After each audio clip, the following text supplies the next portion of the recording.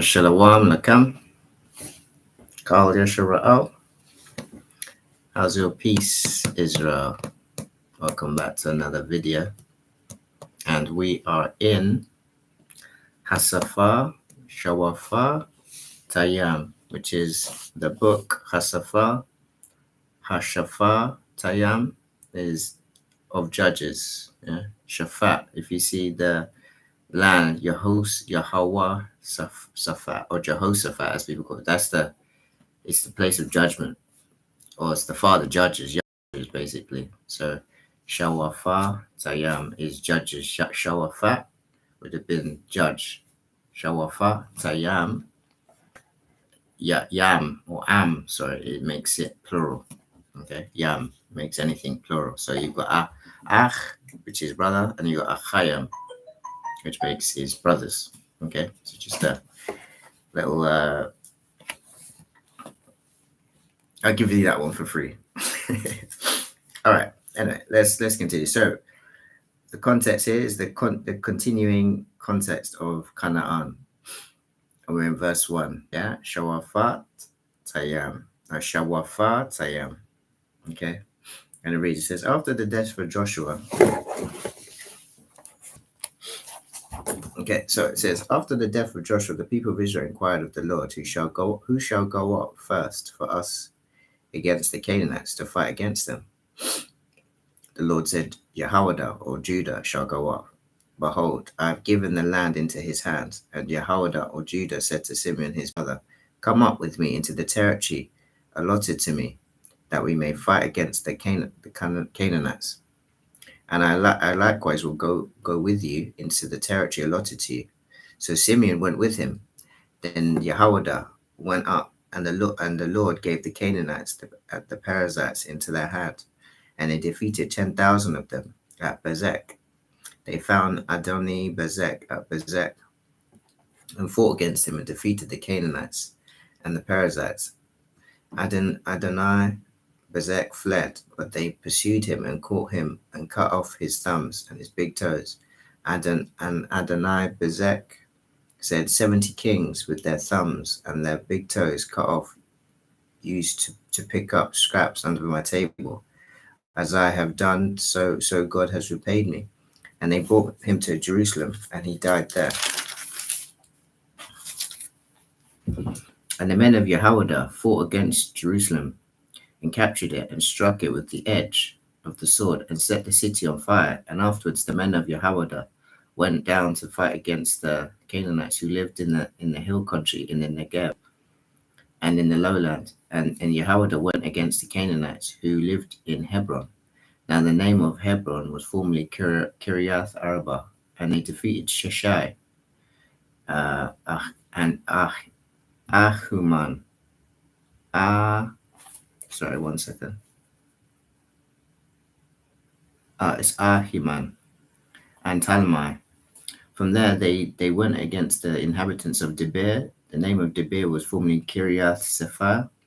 And Caleb said, he who attacks Kiriath Sephar and captures it, I will give him Achsah, my daughter, for a wife. And Othniel, the son of Kenaz, Caleb's younger brother, captured it, and he gave him Akash, his daughter, for a wife. When she came to him, she urged him to ask her father for a field, and she dismounted from her donkey. And Caleb said to her, what do you want? She said to him, give me a blessing. Since you have set me in the land of Negev, give me also springs of water. And Caleb gave her the upper springs and the lower springs. And the descendants of Kenai, Moses' father-in-law, went up from the people of Jehoiada, from the city of palms, into the wilderness of Jehoiada, which lies in the Negev near Arad. Okay, so we can see that the wilderness. So let's actually just deal with this as well, because we're using a joke. Because this is the part which I definitely know is true, where Arad is. Okay, so let's say Judges, Israel, Israel map.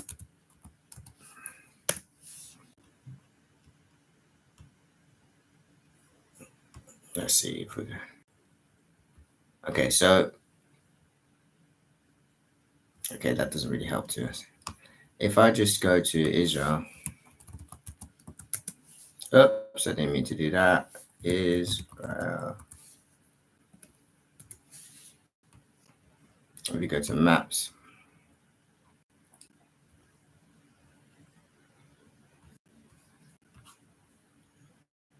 okay, so if we just squeeze into this area here, you see Arad is here. Look, right? This is where Arad is. Now, I've already explained to a lot of the brothers or anyone who's been watching these videos, okay, that this is where we crossed. Jericho is where we call Masada, right? So we would have crossed here.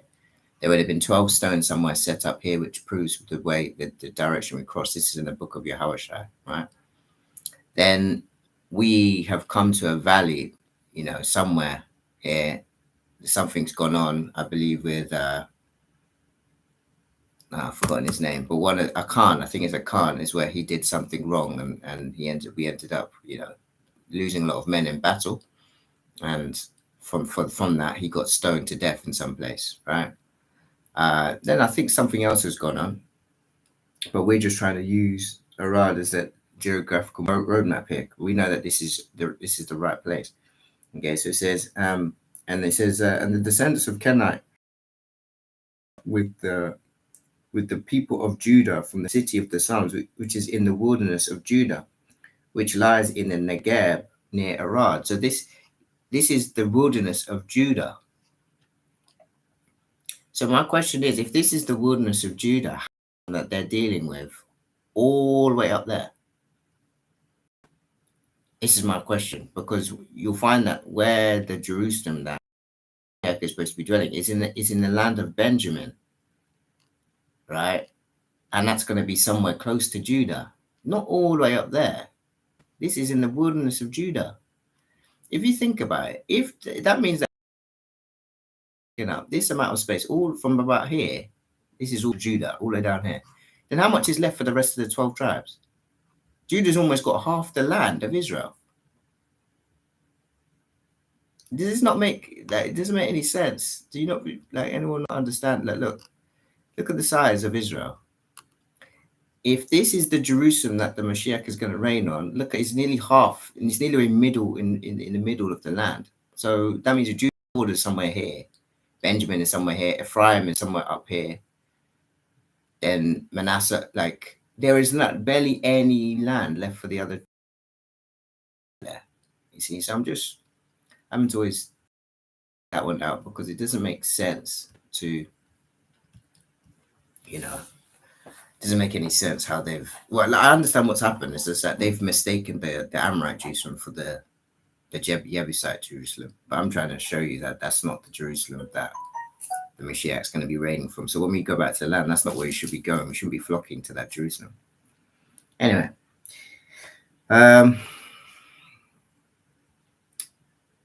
and I'll start from 16 again. It says, and the descendants of the Kenite, Moses' father-in-law, went up from the people of Judah, from the city of the palms, into the wilderness of Yehuda, which lies in the Negev near Arad.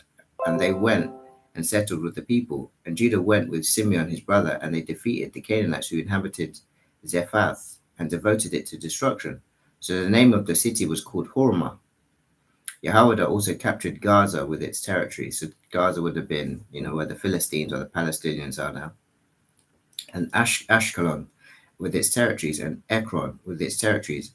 And the Lord was with Yehuda, and he took possession of the hill country, but he could not drive out the inhabitants of the palm, because they had chariots of iron. And Hebron was given to Caleb, and Moses had said, and Hebron was given to Caleb as Moses had said. And he drove out from it the three sons of Anak. Okay?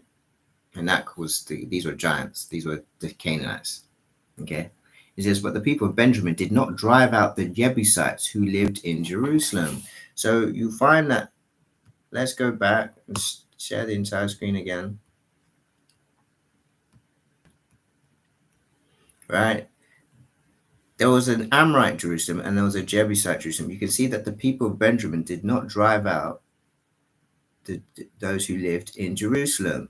Okay, so this is actually what Benjamin would have been somewhat, because where actually the temple in which we've now found, which is the real city of David, or Mount Zion, which it actually is, it's somewhere around here, this area here. I usually, this crossroads here is usually a good indication to find it. You just want to find that, then you know it's somewhere here. This is the real Jerusalem. This thing here, this area here, that's Jerusalem. Okay, so and we read in the previous chapters in the book of Joshua or Yahushua that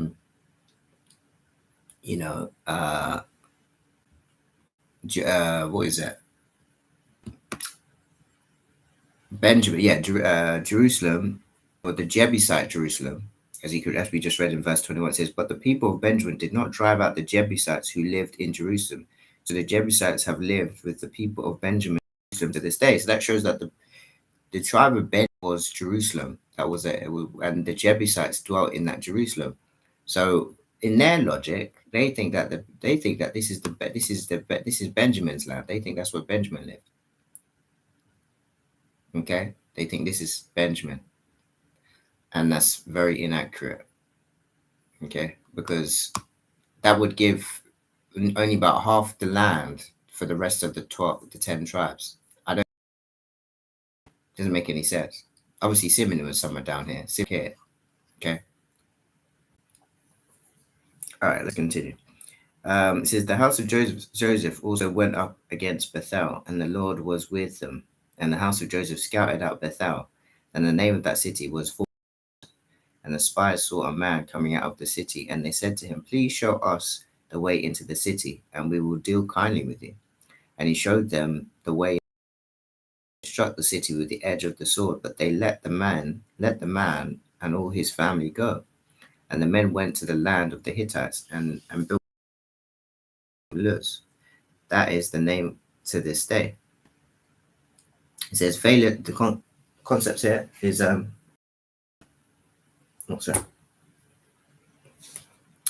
context here is failure to complete the conquest. Verse 27 says, "About the inhabitants of Beth-Shean and its villages, or Anak and its villages, or the inhabitants of Dor and its villages, of the inhabitants of Iblim and its villages."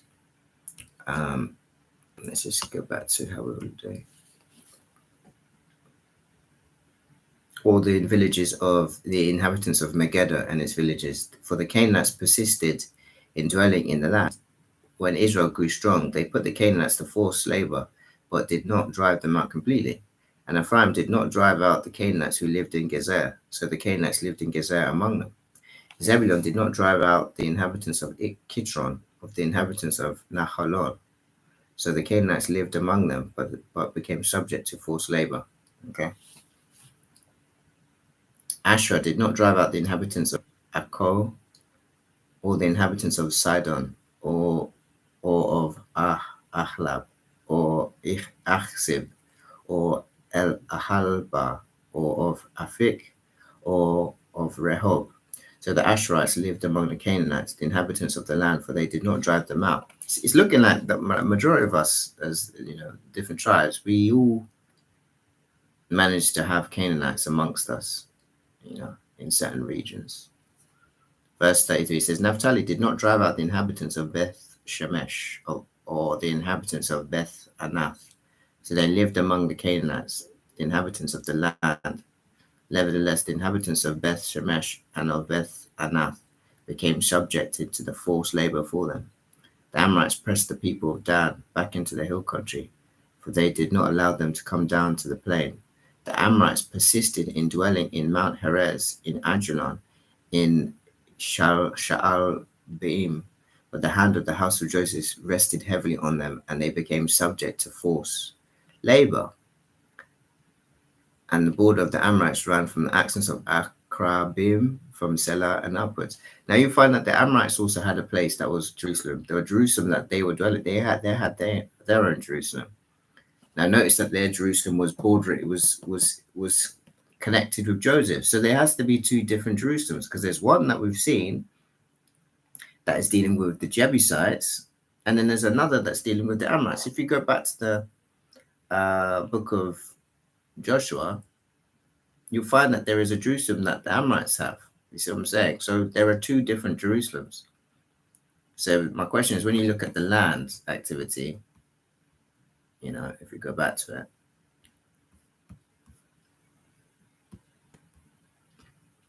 when we do the land captivity, they've only got one Jerusalem. So where is the other one? Because this is the Amorite Jerusalem. This is where Joseph, the tribe of Joseph, we dwelt where it was green. We got all the areas, the places that were actually prospering with greenery, right? Judah wilderness. I mean, it was desolate. There was barely anything. You see what I'm saying? This is Judah. This is the Ephraim. So this is not this can't be the Jerusalem that they're talking about when it comes to the Jebusite Jerusalem, because with Benjamin, and Benjamin is where Jerusalem that the Jebusites was reigning, or was dwelling. So that would not sit well with what we're seeing here, because this is a wilderness. There's desert. It's deserted. You see barely any trees. Up here, this is greenery.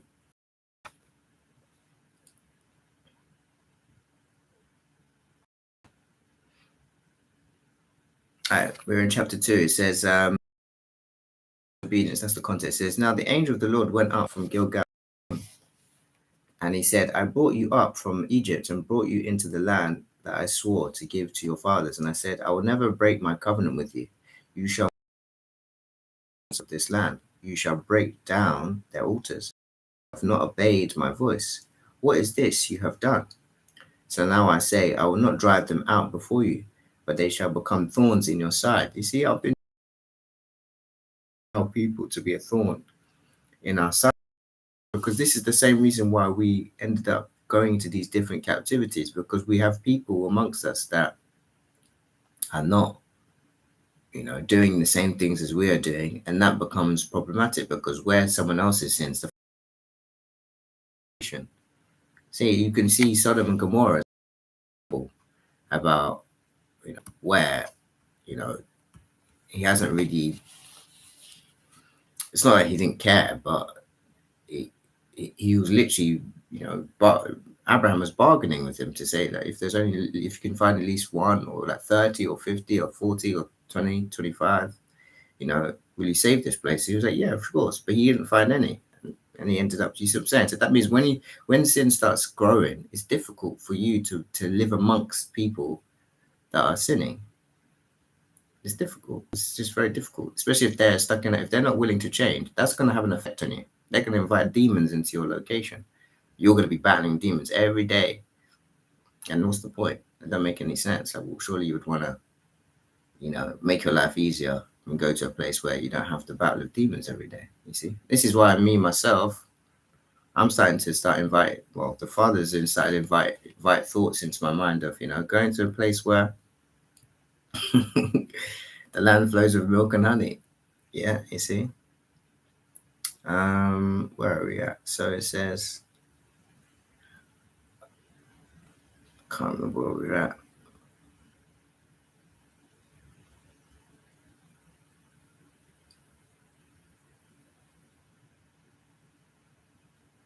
All right,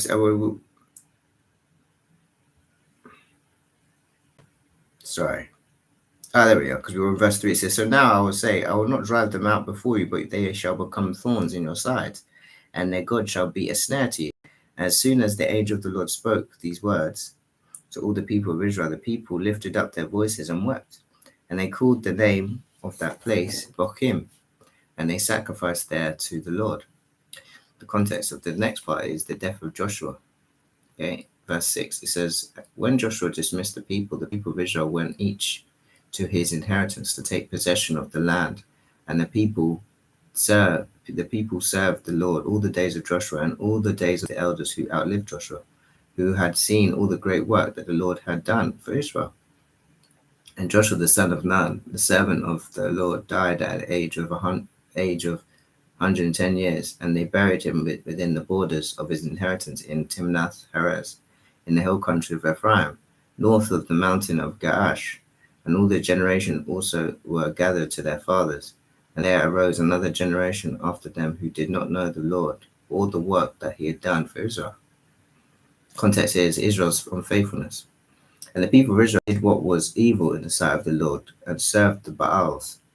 And they abandoned the Lord, the God of their fathers, who had brought them out of the land of Egypt. They went after other gods from among the gods of the peoples who were around them, and bowed down to them. And they provoked the Lord to anger. They abandoned the Lord and served the Baals and the Ashtaroth. Look at that already. So the anger of the Lord was kindled against Israel, and he gave them to plunderers, who plundered them, and he sold them into the hand of their surrounding enemies, so that they could no longer withstand their enemies.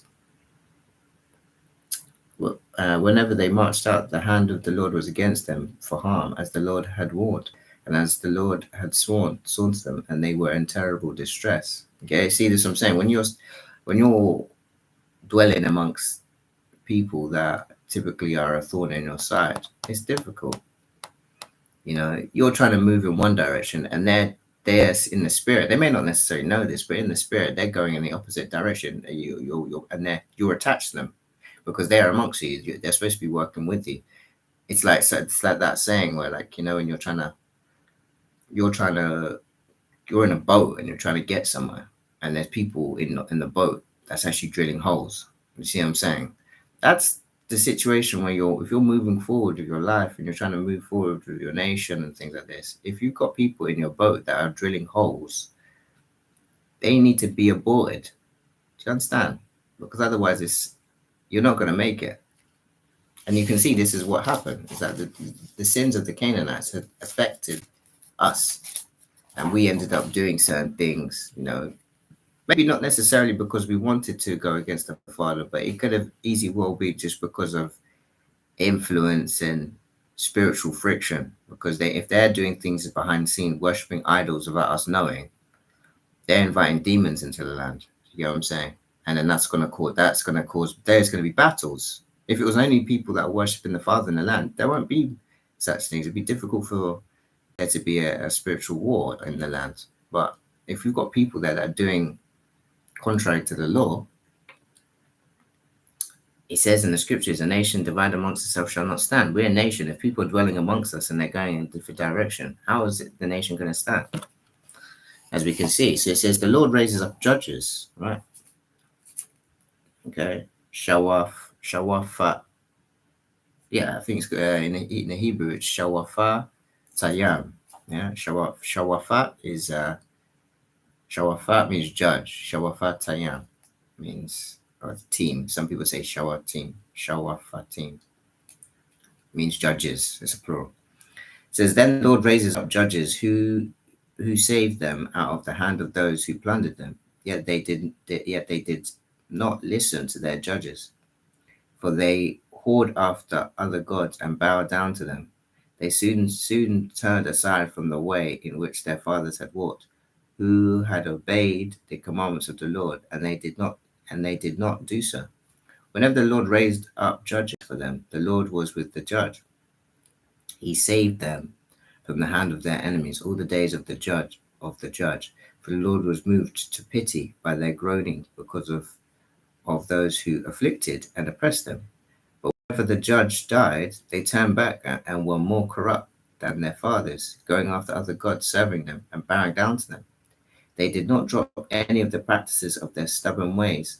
So the anger of the Lord was kindled against them, against Israel. And he said, because this people have transgressed my covenant that I commanded their fathers, have not obeyed my voice, I will no longer drive up them out before them, any of the nations that Joshua left when he died in order to rest Israel by them, whether they will take care to walk in the way of the Lord as their fathers did or not. So the Lord left those nations, not driving them out quickly, and he did not give them into the hand of Joshua. Right? Again, it's going back to the fact that we had these Canaanites dwelling amongst us and we didn't drive them out. They were a thorn in our side, and they were causing us to backslide. Because where would we get all these ideas from? We were obviously getting these ideas from the other people that were dwelling in the land. You get what I'm saying? All right, so chapter 3. It says, now these are the nations that the Lord left to test Israel by, that is, all in Israel who had not experienced all the wars in Canaan. It was only in order that the generations of the people of Israel might know war, to teach war to those who had not known it before. These are the nations, the 5 lords of the Philistines, and all the Canaanites, all the Canaanites and the Sidonians and the Hivites who lived on Mount Lebanon, from Mount Baal Hamon as far as Lebo Hamath. They were for the testing of Israel, to know whether Israel would obey the commandments of the Lord, which he commanded their fathers by the hand of Moses. So the people of Israel lived among the Canaanites, the Hivites, the Amorites, the Perizzites, the Hivites, and the Jebusites. And their daughters they took to themselves wives, and their own daughters they gave to their sons, and they served their gods. You see what I'm saying? This is what I'm saying to the people, to our brothers, right? We think that Esau is the main issue. He is the one that has put Canaan in a position to do his work because he's a servant, right? So we're seeing you're seeing Esau's plans and agenda, right, to do things in order to establish his kingdom, i.e., the continuation of Rome. But it's Canaan that is doing all the work. So we are not seeing Esau every day. You see what I'm saying? In the places that we have been scattered, we are what? We are actually seeing Canaan majority of the time. You see what I'm saying? And there's if you, I don't want to go into the identity thing, but the spirit would just think about it, man. You see Canaan, some of these places that are these names of these countries that are named today, there is a connection to the Canaanites about where they're dwelling. Okay, and the Canaanites are in all of these places. They are servants. They are the wheat. They're the tares amongst the wheat that Shaitan has sown. Because remember, it was Canaan was the one who's been cursed. The serpent seed had to be preserved, right? That's the seed, and they are the ones that amongst the wicked will be bound up and thrown in the fire. Do you see what I'm saying? Not all Canaanites, but you'll find that Canaanites just generally naturally gravitate towards wickedness. Why? It's because they were cursed. They are coming out of a lineage that has got this. Was it? There's a set. What was it? The terminology.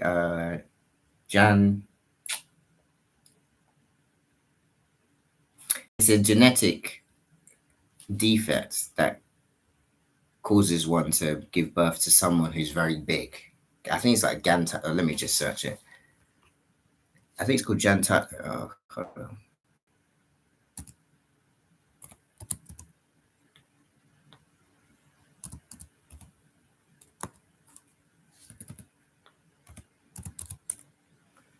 Gigantism. Yeah, that's it. It's called gigantism. That's like the genetic recessive gene that causes one to give birth to a child that becomes very, very tall. That's what these giants had. You see what I'm saying? So this lineage, this Canaanites, they have that recessive gene that goes through them. So you'll find that if you've seen some very tall people, that's that recessive gene that's gone through that lineage. You get what I'm saying? So just bear that in mind. All right, so let's go. You're in verse 7. It says, and the people, the context is called Othniel.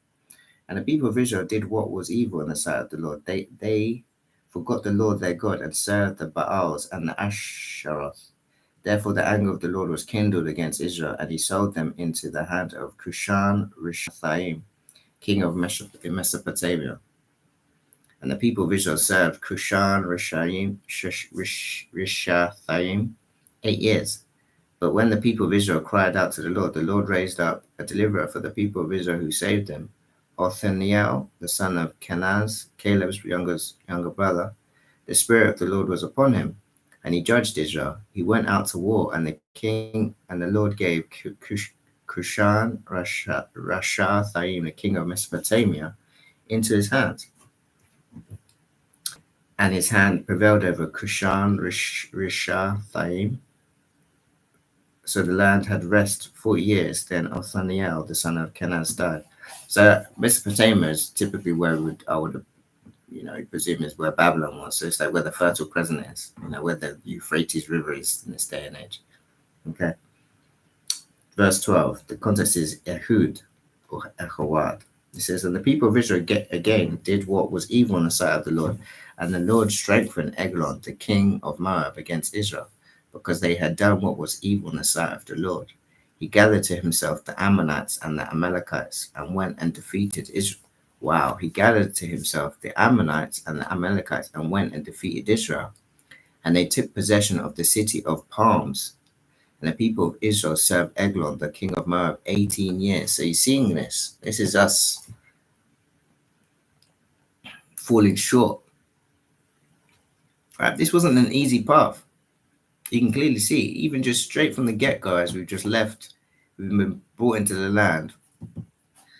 We're losing, and this is even just brings even more emphasis on David, and what he really did for the children of Israel. Even though he may have done a few things that might have not been right, the fact that he had done what he'd done to bring the nation into order shows us that this is a difficult thing to do. You see, that's why I don't. You might hear me once in a while talking about our brothers and sisters about certain things, but it's all in love. You see what I'm saying? I know this is a struggle. I know that it's not an easy thing. I know that, we're battling against things that people can't see. And the chosen people, i.e. the children of Israel, right? They are also bound by some curses and blessings, don't get me wrong. And if you do not acknowledge, or if you're one that is very much, just wanting to go with the tide and ensure that you don't get hated on, when I say hated on, it's the fact that you're saying things slightly controversial, saying things that people don't necessarily want to hear, that's the issue. At the end of the day, the Mashiach, he is our teacher, he is the head, right? So he's the head of the man, right? So if we are trying to do the things that he did, do you not understand that we are also going to be hated too? It's actually that sign of hatred. And I'm not saying that you should just go out and just make sure that everyone hates you. No, that's not exactly how it works. But you bear good fruit. There's something called fruits of the spirit. Go and search it up and just find out if you match any of those things. If you bear some of those fruits, yeah, you're in the right place. And people naturally will. Some people like you. Some people like you just because they feel like, it's something new to them, and they may be interested in it. But there'll be a lot that, especially those that the establishment, they're the ones that have set up this establishment, and they are not used to seeing, neos, let's just say, just coming out of the woodwork, because that the Matrix and all this sort of stuff. Well, it was a documentary, but it very much overlaps the concept of an Israelite waking up.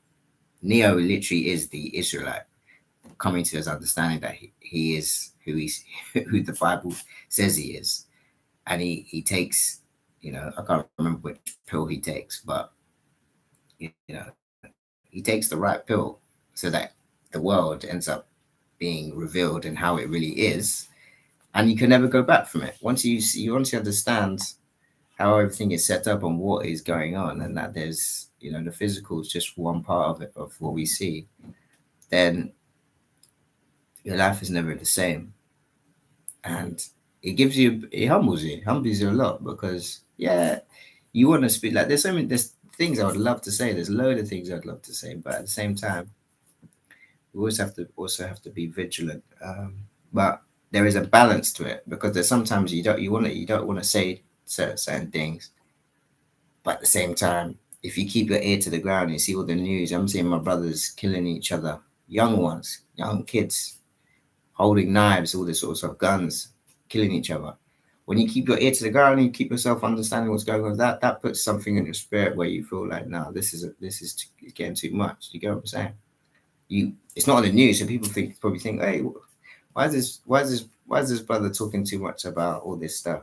You see what I'm saying? But that's because I keep my ear to the ground. It's not, they don't care too much. They don't see their brothers and sisters being killed and all this sort of stuff too much. You see what I'm saying? But for me, I'm seeing my brothers getting killed all the time, regularly. That's why I'm blowing the trumpet. That's why I'm making these videos as much as possible, because it's some of these brothers that you need to come off the roads and just rein it in. It's not about all this gang banging and all this sort of stuff. That's just going to put you in a box. You see what I'm saying? So, yeah, if you don't like me, you're only fulfilling prophecy. You see what I'm saying? Because it says that it talks about the scripture saying if they hated the teacher, would they not hate the student? You see what I'm saying? So get in line, people. Get in line. Yeah. It says, so verse 15, it says, then the people of Israel cried out to the Lord, and the Lord raised up for them a deliverer, Ehud, the son of Gerah, the Benjamite, a left-handed man. The people of Israel sent tribute by him to Eglon, the king of Moab. And Ehud made for himself a sword with the two edges a cubit in length, and he bound it on the right thigh under his clothes. And he presented the tribute to the Eglon, king of Moab. Now Eglon was a very fat man, and when Ehud had finished presenting the tribute, he sent away the people who carried the tribute, but he himself turned back at the idols near Gilgal, and said, I have a secret message for you, O king. And he commanded silence, and all his attendants went out from his presence. And Ehud came to him as he was sitting alone in his cool roof chamber. And Ehud said, I have a message from God for you. And he arose from his seat, and Ehud reached with his left hand, took the sword from his right thigh, and thrust it into his belly. And the hilt also went in after the blade, and the fat closed over the blade, for he did not pull the sword out of his belly. And the dung came out. Then Ehud went out into the porch and closed the doors of the roof chamber and behind him and locked them. When he had gone, the servants came, and when they saw that the doors of the roof chamber were locked, they thought, surely he is revealing himself in the closet, or the closet of the cool chamber. And they waited till they were embarrassed. But when he still did not open the doors of the roof chamber, they took the key and opened them. And there laid their lord dead on the floor. And Ehud escaped while they delayed. And he passed beyond the idols and escaped to Sirah. When he arrived, he surrounded the trumpet in the hill country of Ephraim. Then the people of Israel went down with him to the hill country, and he was their leader. And he said to them, follow after me, for the Lord has given your enemies, the Moabites, into your hand. So they went down after him and seized the fords of the Jordan against the Moabites, and did not allow anyone to pass over. And they killed at that time about 10,000 of the Moabites, all strong, able-bodied men. Not a man escaped. So Moab was subdued that day under the hand of Israel, and the land had rest for 80 years. Okay, so we managed to get from falling short, but we managed to, we managed to get our land. Well, I don't know if we got our land back, but it says Ehud escaped while they just delayed and passed beyond the idols and escaped Sarai. When he arrived, he sounded the trumpet in the hill country of Ephraim. Then the people of Israel went down with him from the hill country, and he was their leader. So Ehud is one that helped conquer the land of conquer against the Moabites. Verse 31 says, after him was Shamgar, the son of Anath, who killed 600 of the Philistines with an ox goad, and he also saved Israel. Okay, so these are just stories of mighty men of Israel that have come up and has made a mighty work. And it's something to also bear in mind that when you think about the prophets, or you're going to think about the judges, a lot of our brothers, we think that the best of us are the ones that are very much in the bulk of the communities. But you understand that the prophets, they weren't liked very much by the children of Israel. They were outcasts. There were people that were off to the side, all the Jeremiahs and the Isaiahs and all that. These were people all they were they were a one man army. They were the children of Israel, but they were on their own, off the side somewhere. Do you get what I'm saying? The rest of the nation was doing their own thing, but like it was these prophets, these judges that just they had to stay on the straight and narrow. They weren't very much immersed amongst the people. That's the same thing we've got in this day and age. The brothers, some of the ones that are sticking on their own and doing this thing, these are the real prophets, not the ones that are just massive bunches and commit. That's just the nation. They're just committing to the foundational aspects of being a nation. But the real prophets, you're not going to find them amongst these large groups of people because they know that being in in such claustrophobic constitutions as some of these camps are, it's not feasible for our spirit. To get what I'm saying? It's really not. Even though we only wish to help as much as we can, but we help when there is a need, not when people want. There's a slight difference. A lot of people want help, but they don't need it. When you start exercising when people want help, that's just the time. They're not really in a rut yet. They're in a position where they still got options. The Father doesn't deal with you when you've got options. When you're backed in a corner, that's when the Father comes because He wants to get all the glory. He doesn't want you to start saying, "Oh yeah, oh I could have done this instead." Or not. No, He wants you to know that there was nowhere for you to go except for Him, to Him. And when you've understood that, that's where a lot of people have these turnarounds. That's where testimonies and all that. Oh, I had a flat and I lost my flat, or I was about to lose my flat, and all of a sudden this money turned up, and all this. That was when you were backed up, nowhere to go, and then the Father came and did a mighty work. You don't even know how it came to plan. That's the Father. That's where he lies in those areas where human mind can't comprehend. That's how it makes you believe that there is a God.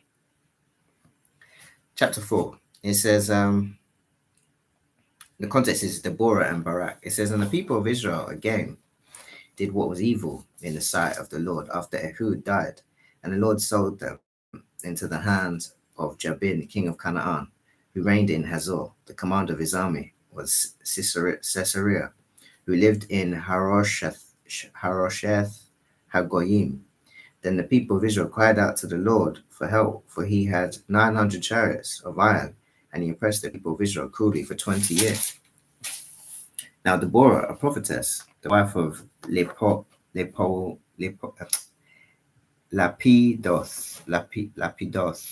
was judging Israel at that time. She used to sit under the palm of Deborah between Ramah and Bethel in the hill country of Ephraim. And the people of Israel came up to her for judgment.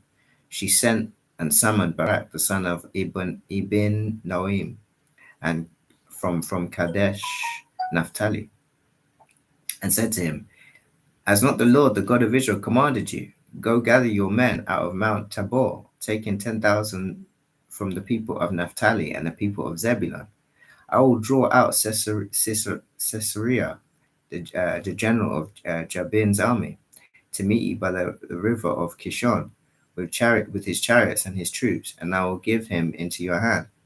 Barak said to her, if you will go with me, I will go, but if you will not go with me, I will not go. And she said, I will surely go with you. Nevertheless, the road on which you are going will not lead to your glory. For the Lord will sell Sisera into the hand of a woman. Then Deborah arose and went with Barak to Kadesh, and Barak called out Zebulun and Naphtali to Kadesh, and 10,000 men went up at his heels, and Deborah went up with him. Now Heber, the Kenite, had separated from the Kenites and the descendants of Hobab, the father-in-law of Moses, and had pitched his tent as far away as the oaks in Za'anannim, which is near Kadesh. When Sisera was told that Barak, the son of Abinoam, had gone up to Mount Tabor, Sisera called out all his chariots, 900 chariots of iron, and all the men who were with him, from Harosheth Hagoyim to the river of Kishon. And it's interesting. It says Harosheth. So Ha is, I would say, is the Rosheth is obviously as a word, then it, and then it's got Ha is probably of Goyim is like Gentiles. So it's probably there's something of Gentiles. Rosh. So Rosh is like head. Ra'ash is I think it's head. So it would have been the head mark of Gentiles. I reckon that's something what it probably is, to be honest. To the river of Kishon. And Deborah said to Barak, "Up, for this is the day in which the Lord has given Caesarea into your hand. Does not the Lord go out before you?" So Barak went down from Mount Tabor with 10,000 men following. And the Lord routed Sisera and his Sisera, sorry, and in all his chariots and all his armies before Barak by the edge of the sword. And Sisera got down from his chariots and fled away on foot. And Barak pursued the chariots and the army to Harosheth Hagoyim. And all the army of Sisera fell by the edge of the sword. Not a man was left. But Sisera fled away on foot to the tent of Jael, the wife of Heber the Kenite. For there was peace between Jabin, the king of Hazor, and the house of Heber the Kenite. And Jael came out to meet Sisera and said to him, "Turn aside, my lord, turn aside to me. Do not be afraid." So he turned aside to her into the tent, and she covered him with a rug. And he said to her, "Please give me a little water to drink, for I am thirsty." So she opened a skin of milk and gave him a drink and covered him. And he said to her, "Stand at the opening of the tent, and if any man comes and asks you, 'Is anyone here?' say no." But Jael, the wife of Heber, took a tent peg and took a hammer in her hand. Then she went softly to him and drove the peg into the temple until it went down into the ground, while he was lying fast asleep with weariness. So he died. And behold, as Barak was pursuing Sisera, Jael went out to meet him and said to him, "Come, and I will show you the man whom you are seeking." So he went to her tent, and there lay Sisera dead with the tent peg in his temple. So on that day God subdued Jabin, the king of Canaan, before the people of Israel, and the hand of the people of Israel pressed harder and harder against Jabin, the king of Canaan, until they destroyed Jabin, king of Canaan. Okay, we're going to continue. The context here, we're in chapter 5, is the song of Deborah and Barak. Verse 1, it says, "Then sang Deborah and Barak, the son of Ebinoam, on that day, that the leaders took the lead in Israel, that the people offered themselves willingly. Bless the Lord. Hear, O kings, give ear, O princes, to the Lord I will sing. I will make melody to the Lord, the God of Israel. Lord, when you went out from Seir, when you marched from the region of Edom, the earth trembled and the heavens dropped. Yes, the clouds dropped water, the mountains quaked before the Lord, even Sinai before the Lord, the God of Israel. In the days of Shamgar, son of Anath, in the days of Jael, the highways were abandoned, and travelers kept to the byways. The villagers ceased in Israel. They ceased to be until I arose. I, Deborah, arose as a mother in Israel. When new gods were chosen, then war was in the gates. Was shield or spear to be seen among 40,000 in Israel? My heart goes out to the commanders of Israel who have offered themselves willingly among the people. Bless the Lord. Tell of it, you who ride on white donkeys, you who sit on rich carpets, and you who walk by the way, to the sound of musicians at the watering places. There they repeat the righteous triumphs of the Lord, the righteous triumphs of his villages in Israel. Then down to the gates march the people of the Lord. Awake, awake, Deborah, awake, awake, break out in the song. Arise, Barak, lead away your captives, O son of Abinoam. Then down marched the remnant of the noble. The people of the Lord marched down from me against the mighty. From Ephraim, their route, they marched down into the valley, following you, Benjamin, with your kinsmen. From Machir marched down the commanders, and from Zebulun those who bear the lieutenant's staff. The princes of Issachar came with Deborah, and Issachar, faithful to Barak, into the valley they rushed at his heels. Among the clans of Reuben there were great searchings of heart. Why did you sit among the sheepfolds to hear the whistle whistling for the flocks. Among the clans of Reuben, there was great searchings of heart. Gilead stayed beyond the Jordan, and Dan, why did he stay with the ships? Asher sat still at the coast of the sea, staying at his landings. Zebulun is a people who risked their lives to the death. Naphtali, too, on the heights of the field. The kings come, they fought the kings of Canaan at Ta'anak by the waters of Megiddo. They got no spoils of silver from heaven. The stars fought from their courses. They fought against Sisera. The torrent Kishon swept them away. The ancient torrent, the ancient torrent Kishon marched on my soul with might. Then loud beat the horse's hoofs with the galloping of his steeds. Curse Meroz, says the angel of the Lord, curse its inhabitants thoroughly, because they did not come to help the Lord against the mighty. Most blessed of women be Yael, the wife of Heber, the Kenite of 12 tent dwelling women most blessed. He asked for water, and she gave him milk. She brought him curds in a noble's bowl. She sent her hand to the tent peg, and her right hand to the workman's mallet. She struck Sisera. She crushed his head. He shattered and pierced his temple. Between her feet, he sank. He fell. He lay still between her feet. He sank. He fell. Where he sank, there he fell dead. Out of the widow she peered. The mother of Sisera wailed with the lattice. Why is his chariot so long in coming? Why tarry the hoof beats of his chariots? Our wisest princesses answer. Indeed she answers herself. Have they not found and divided the spoil? A womb or two for every man, spoil or dyed materials for Sisera, spoiled of dyed materials embroidered, 2 pieces of dyed work embroidered for the neck as spoil. So may all your enemies perish, O Lord, but your friends be like the sun as he rises in his might. And the land had rest for 40 years. Concept here is chapter 6. Yeah, we're going to continue. Concept here is Midian oppresses Israel. It says, the people of Israel did what was evil in the sight of the Lord, and the Lord gave them into the hand of the Midian 7 years, and the hand of the Midian overpowered Israel.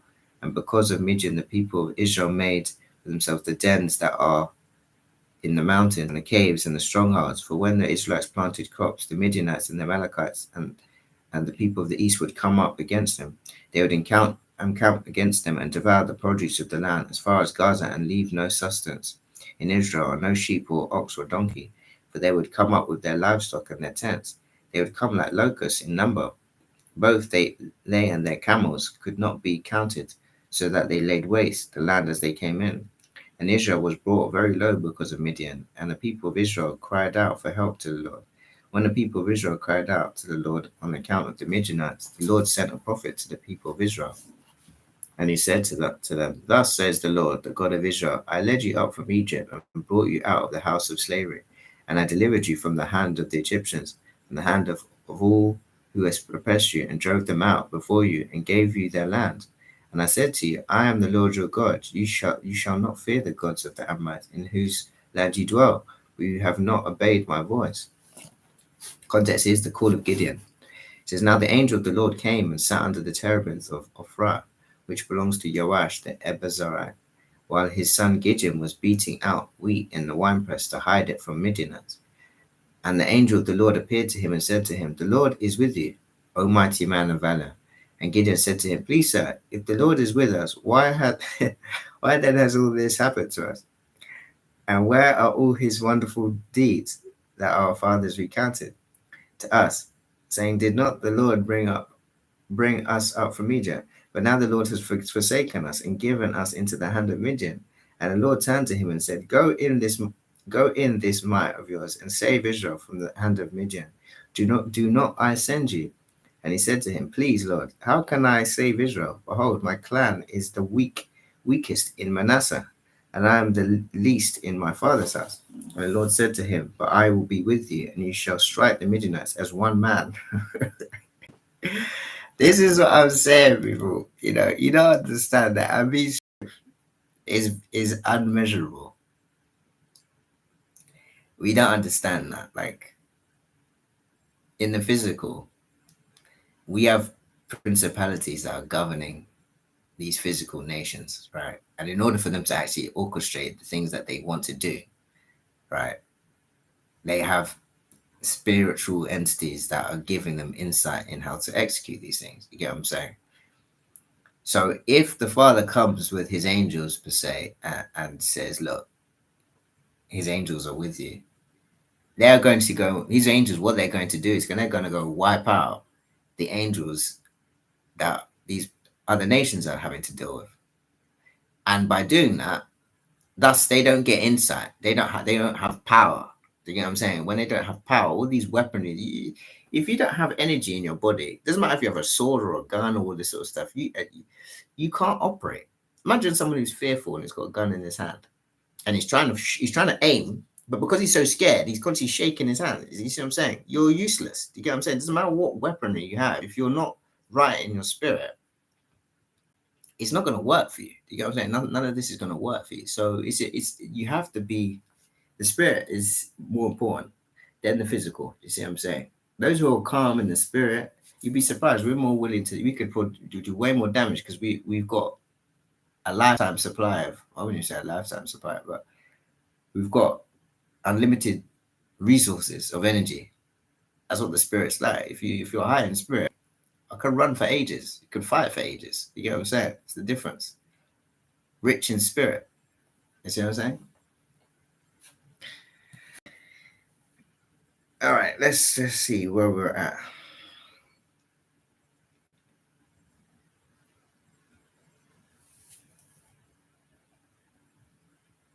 He says, and the Lord said to him, But I will be with you, and you shall strike the Midianites as one man.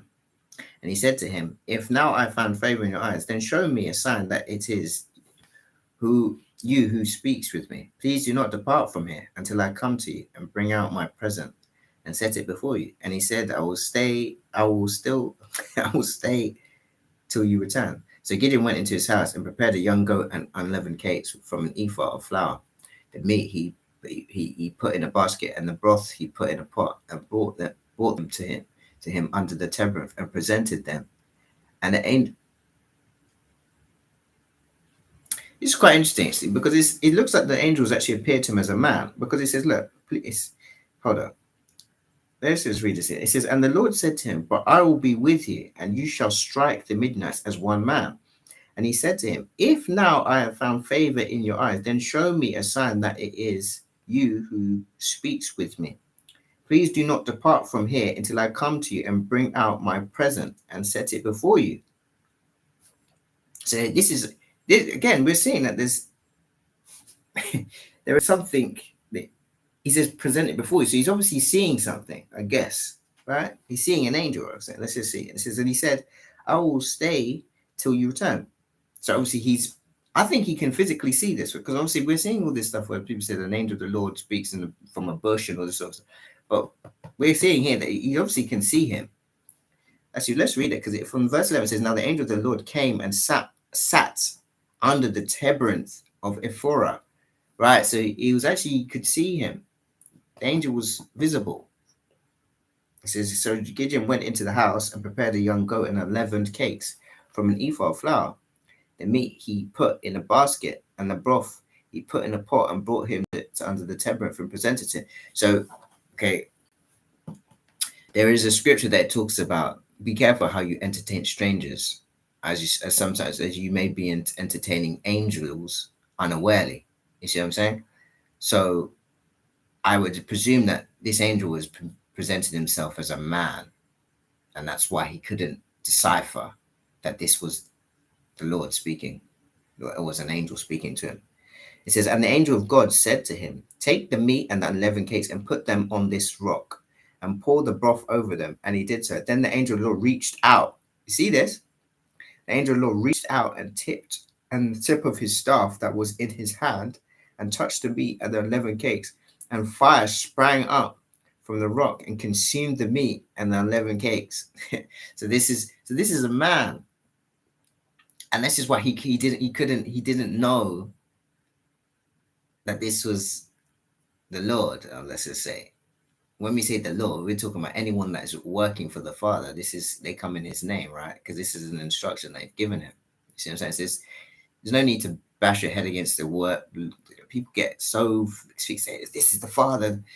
No, the Father has got counsel. He's not coming down, sitting next to you every day and all this sort of stuff. People think like you make the Father seem so. He's created the universe. You think He's gonna come and sit next to you and ask you how you're doing every day? It's not like that. You see what I'm saying? Anyway, it says the angel of the Lord reached out and the tip of the stuff that was in his hand, touched the meat and the unleavened cakes, and fire sprang up from the rock and consumed the meat and the unleavened cakes, and the angel of the Lord vanished from his sight. Then Gideon perceived that he was an angel of the Lord. And Gideon said, Alas, O Lord God, for now I have seen the angel of the Lord face to face. But the Lord said to him, Peace be to you. Do not fear, you shall not die. Then Gideon built an altar there to the Lord and called it, The Lord is Peace.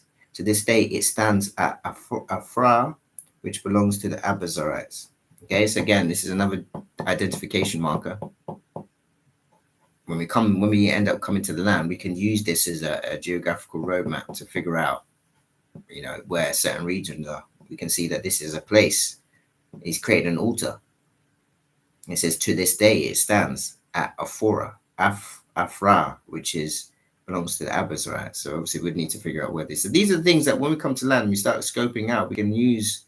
It might not just be this scripture on its own that will be useful, but with a combination of others, it will give us a better understanding about where things are. Do you get what I'm saying? So it says, verse 25, it says, that night, the Lord said to him, take your father's bull and the second bull, 7 years old, and pull down the altar of Baal that your father has cut down, the Asherah, that is beside it, and build an altar to the Lord, your God, on the top of the stronghold here, with stones laid in due order. Then take the second bull and offer it as a burnt offering with the wood of the Asherah that you shall cut down. So Gideon took 10 men of his servants and did as the Lord had told him. But because he was too afraid of his family and the men of the town to do it by day, he did it by night. Okay, the context here is Gideon destroys the altar of Baal. When the men of the town rose early in the morning, behold, the altar of Baal was broken down, and the Asherah beside it was cut down. And the second bull was offered on the altar that had been built. And they said, let's go and check. What is Asherah? I'm going to go and just check in the Hebrew. It's 842. 842 in the Strong's Concordance. 842.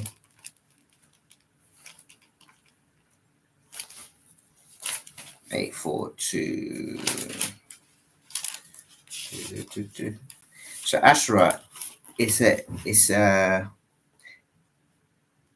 from the word happy, it says, but it says a Phoenician goddess, also an image of the same, Asherah or Asheraim or Asheroth, compared, a feminine noun which signifies the Canaanite fertility goddess, believed to be the consort of Baal. Because of this association, the worship of Baal and Asheroth was linked together. Okay, there's some connection with Baal worship. Anyway, verse 29, it says, and they said to one to another, who has done this thing? And after they had searched and inquired, they said, Gideon, the son of Joash, has done this thing. Then the men of the town said to Joash, bring out your son that he may die, for he has broken down the altar of Baal and cut down the Asherah beside it. But Joash said to all who stood against him, will you contend for Baal, or will you save him? Whoever contends for him shall be put to death by morning. If he is a god, let him contend for himself, because his altar has been broken down. Therefore, on that day, Gideon was called Yerubbaal. That is to say that let Baal contend against him. Let Baal contend against him, because he broke down his altar. Now all the Midianites and the Amalekites and the people of East came together, and they crossed the Jordan and camped in the valley of Jezreel. But the Spirit of the Lord clothed Gideon, and he sounded the trumpet, and the Asbarites, and the Abizarites were called out to follow him. And he sent messengers throughout all Manasseh, and they too were called out to follow him. And he sent messengers to Asher, Zebulun, Naphtali, and they went up to meet them. And then context here is the sign of the fleece. Then Gideon said to God, if you will save Israel by my hand, as you have said, behold, I'm laying a fleece of wool on the threshing floor. If there is dew on the fleece alone, and it is dry on all the ground, then I shall know that you will save Israel by my hand.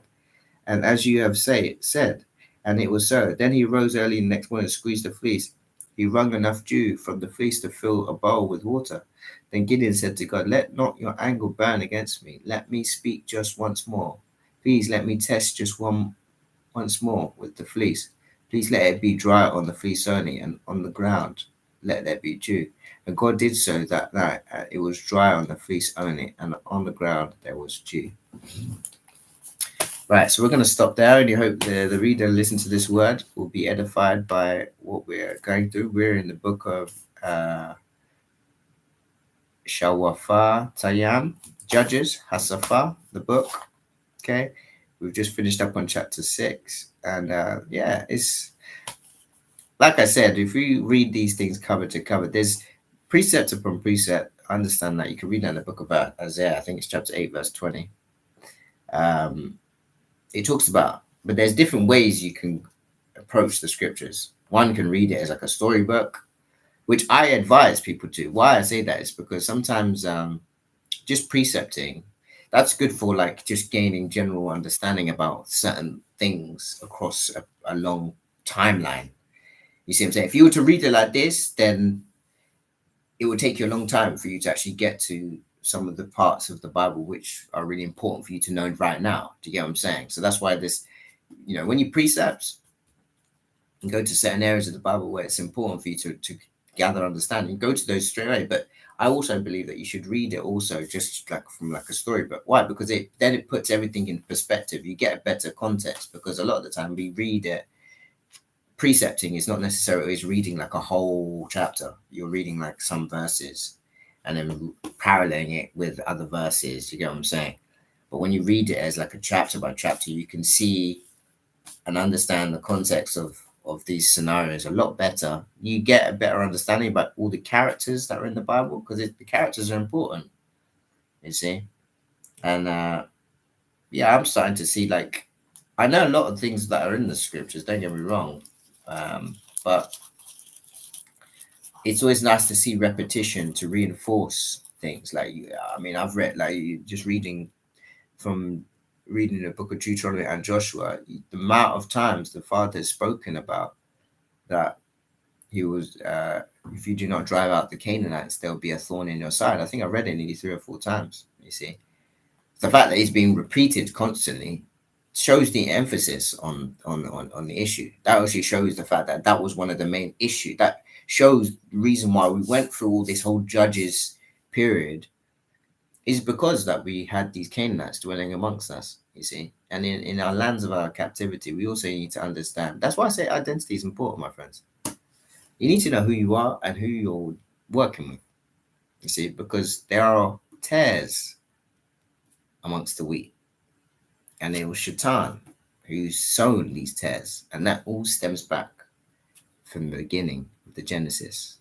So may Yahweh bless you, may Yahweh keep you. May Yahweh shine his face upon you. May Yahweh be gracious to you. May Yahweh lift up his countenance upon you. And may Yahweh grant you everlasting peace in Yahshua. HaMashiach's name I pray. Selah.